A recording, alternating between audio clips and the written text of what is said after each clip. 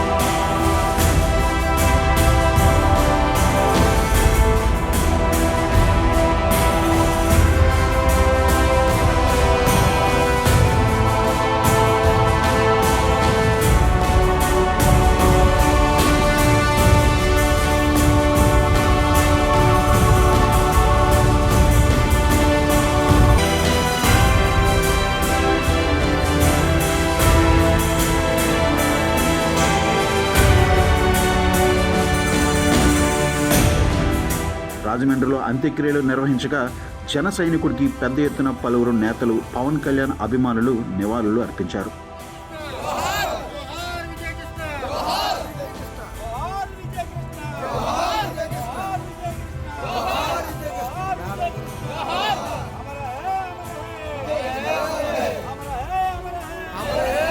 చాలా బాధాకరమైన విషయం.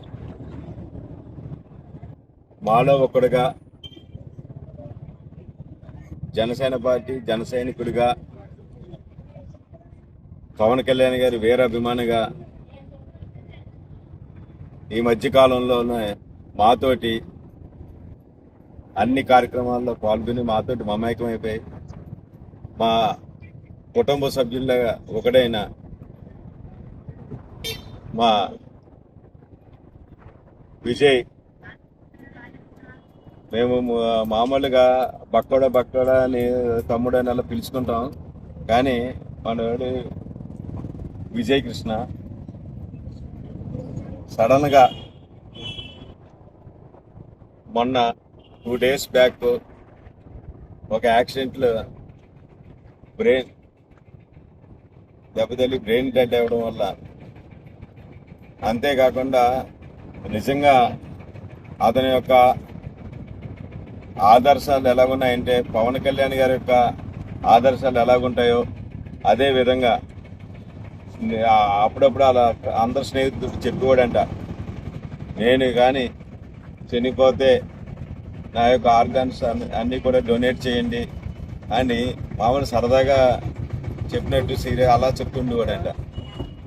అది ఈరోజు వాళ్ళ కుటుంబ సభ్యులందరూ కూడా పాపం వాళ్ళ ఒకే ఒక కొడుకు, వాళ్ళ మదర్కి పెరాలసిస్ స్ట్రోక్, వాళ్ళ నాన్నగారు డ్రైవరు, వాళ్ళకి ఒకే ఒక కొడుకు. నిజంగా 28 సంవత్సరాల వయసున్న కుర్రోడు, మంచి ఎదుగుతున్న కుటుంబానికి ఆసరాగా ఉన్న వ్యక్తి ఈ విధంగా దుర్మరణం చెందడం చాలా బాధాకరం. కానీ ఆ కుటుంబ సభ్యులు పెద్ద మనసుతోటి, చిన్నాన్నగారు కానీ అందరూ కూడా పెద్ద మనసుతోటి